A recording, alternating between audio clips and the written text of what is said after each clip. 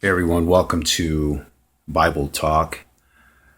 For this video, what I'm going to do is I'm going to talk to you about the psychology of the wicked, the mindset of people who have decided to do evil, people who have decided to reject God and God's laws, God's principles, the principles that govern his government. I got the idea from a reading I did today in the book of Psalm, chapter 36, 1 through, for this study, we'll do 1 through 7. And I'm first going to read it in the King James. If you saw my other video, there's another video I have discussing, it's a presentation actually, by a gentleman who is who's discussing the origin of different translations of the Bible. It's a fascinating discussion. I encourage you to go ahead and watch that video. So for the purpose of this study, I'm going to use the King James Version, but I'm also going to read a more modern translation just for the sake of comparison and contrast, and to look and see how those translators translated the text. So Psalms 36, 1 through 7. To the chief musician, a psalm of David, the servant of the Lord. Verse 1 says, "The transgression of the wicked saith within my heart, that there is no fear of God before his eyes. For he flattereth himself in his own eyes, until his iniquity be found to be hateful. The words of his mouth are iniquity and deceit. He hath left off to be wise and to do good. He deviseth mischief upon his bed. He setteth himself in a way that is not good. He abhorreth not evil. Thy mercy, O Lord, is in the heavens, and thy faithfulness reacheth unto the clouds. Thy righteousness is like the great mountains. Thy judgments are a great deep. O Lord, thou preservest man and beast. How excellent is thy loving kindness, O God. Therefore the children of men put their trust under the shadow of thy wings." Okay, what we're going to do is we're going to unpack this verse by verse. I'm just going to give you my thoughts on it. In verse 1, the transgression of the wicked saith within my heart, that there is no fear of God before his eyes. What I'm going to do is I'm going to go ahead and take a look at a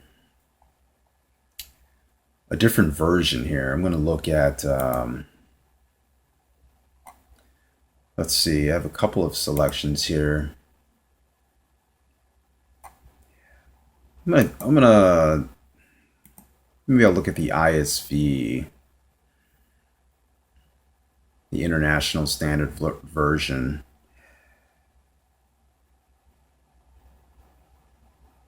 Let me go ahead and read the International Standard Version. Let me read verse 1. Psalms 36:1 says, "An oracle that came to me about the transgressions of the wicked. There is no fear of God before his eyes." Let me take a look at another version. In verse 1, it mentions fear, and a lot of people don't understand what that fear is. That fear is not the type of fear that, a person's afraid, but it's a different meaning, and I'll read it from the Good News Bible. Now, I don't subscribe to these Bibles. I'm doing this for the sake of a variety of translations. 36:1 in the Good News Bible says, "Sin speaks to the wicked deep in their hearts. They reject God and do not have reverence for him." So there we can see already that there's a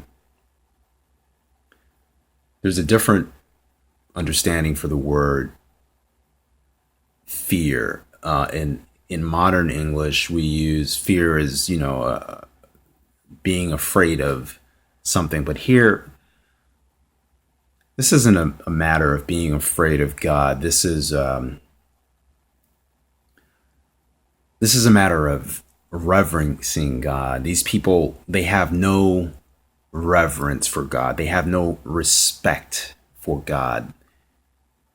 They basically don't care who God is. They don't respect his authority.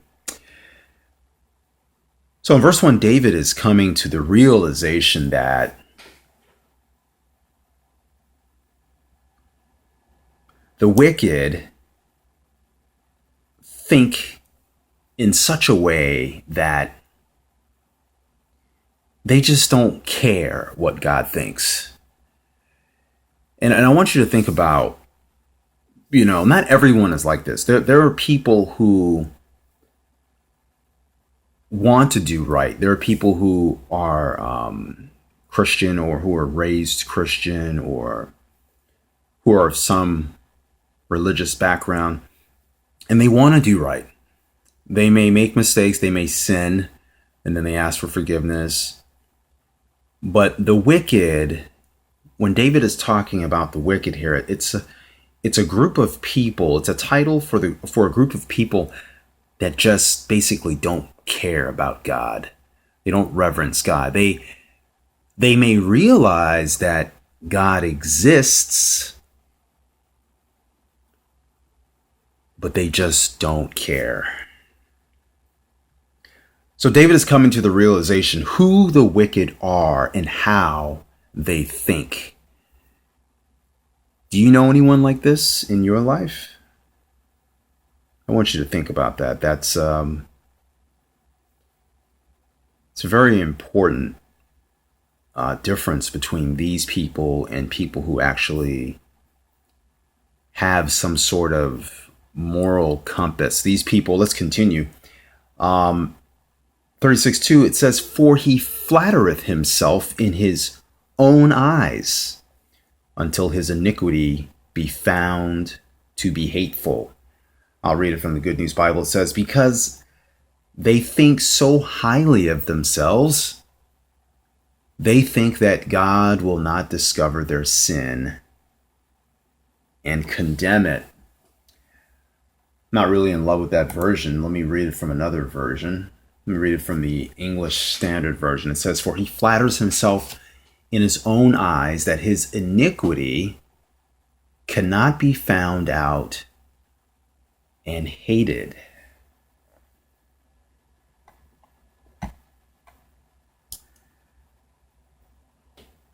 Let's see here. I want to choose a different version. This is the CEV. I believe that's a Century English version, I believe.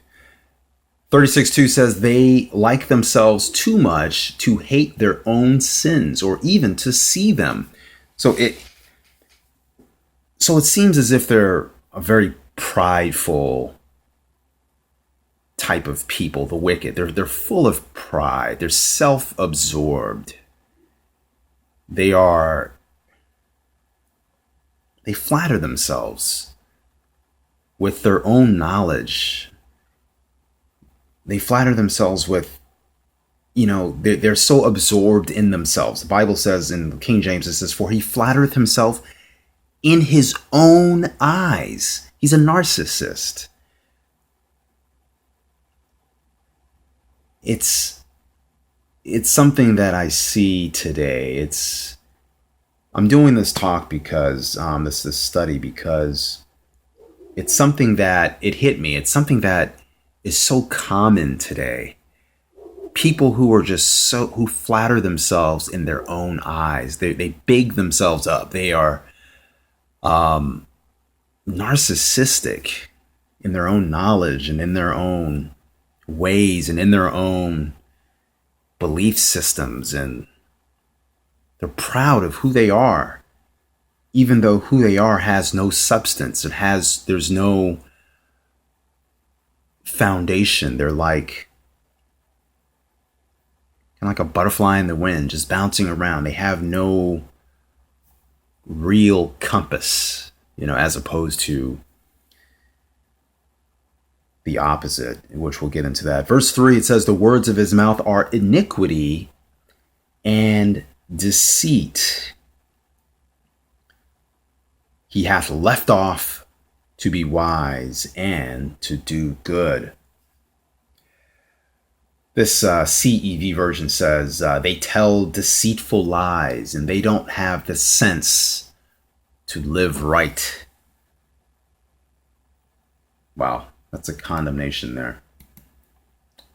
The English Standard Version says the words of his mouth are trouble and deceit. He has ceased to act wisely and do good. That's an interesting translation. I like how that translates. The words of his mouth are iniquity and deceit. Let's talk about iniquity really quickly. Just a brief definition. I'm going to have to wrap this up here in a few minutes. But iniquity is known sin. It is, you're doing something wrong. Okay? It's known sin. And when you know you're sinning, and God knows that you're sinning, it's iniquity. It's a form of sin that's kind of in your face, God. I don't care. This is what I'm doing. It's the type of sin that's most offensive to God. There are people called by David to be the wicked. And today we have them, of course, and these people are full of iniquity, known sin. So back to the Bible, it says the words of his mouth are iniquity and deceit. So the things that he's speaking, everything he says, the Bible doesn't say everything, but the things that he says are known sin and deceit. So he knows he's being deceitful. He knows he's being sinful and going against God and what he says and what he does. But yet in verse 2, he flatters himself in his own eyes. He's proud of himself. He's proud of this. He's proud of this disobedience. It seems so familiar. It seems like a lot of people today, like a lot of these atheists and people you meet out on the street, they seem so proud of their sin. They seem so proud to follow this lifestyle.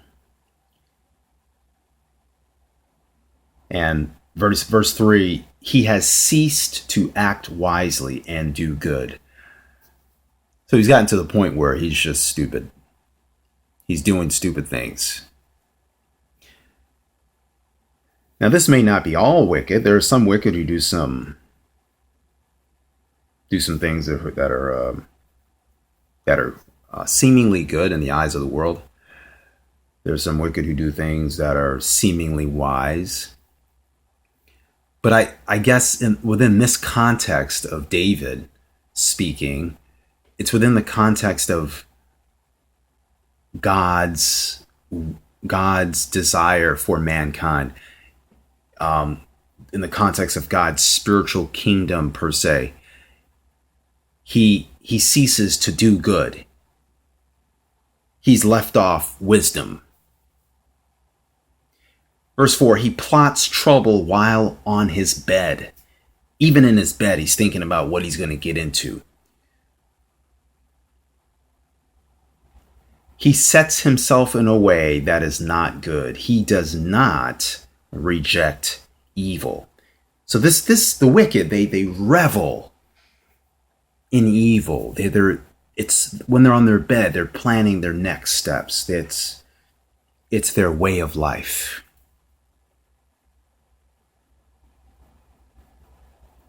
Verse 4 in the King James, it says, he deviseth mischief upon his bed. He setteth himself in a way that is not good.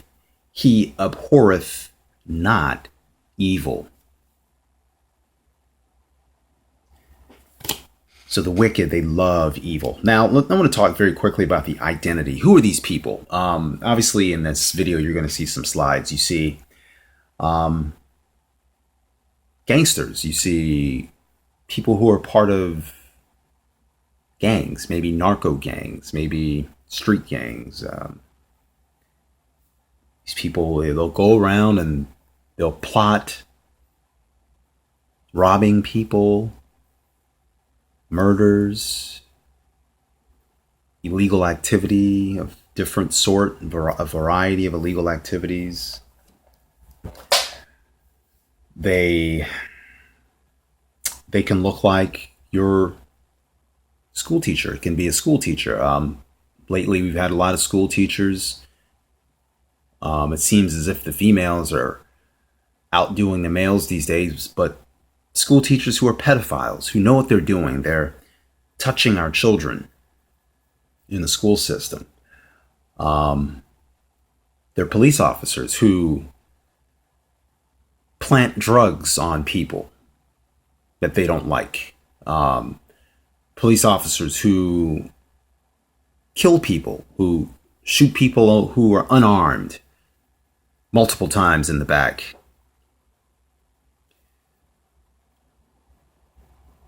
They can be pastors who are committing adultery with members of their own congregation. This has happened. There are pastors who are living secret lifestyles, gay lifestyles, pastors who are married and cheating on their wives, and pastors who are pedophiles. It can take any form, literally any form. We really don't know who these people are by just looking at them. They take all shapes and forms. I've given you some obvious examples. You have corrupt politicians. You have the gangbangers. You have foul-mouthed, vile rappers and musicians, and you have atheists who seem to be knowledgeable people, but they champion a world without God. They champion the teachings that God doesn't exist, yet the universe hasn't been fully explored. God could be around the next corner. They champion lies. They champion things they themselves don't understand but pretend to understand. And the Bible says a fool in his heart says there's no God.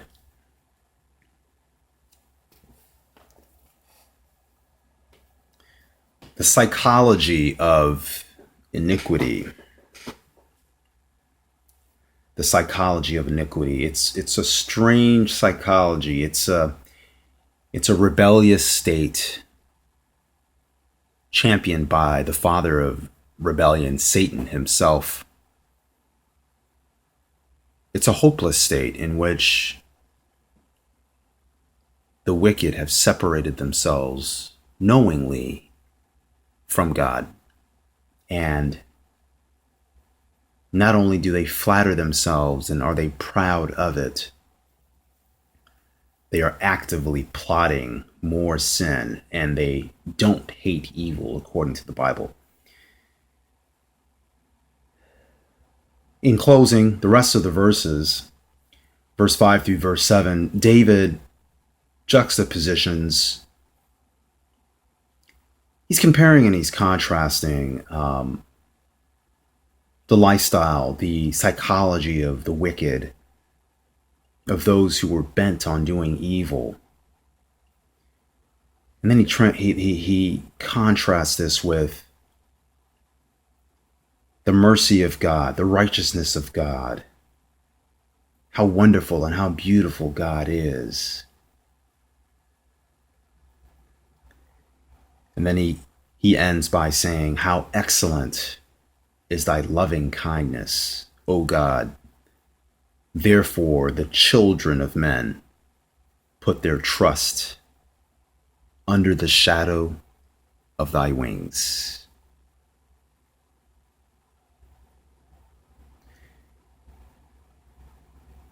All right, everyone, this has been Bible Talk. Please subscribe. And if you like this video, go ahead and give it a thumbs up. And until next time, God bless.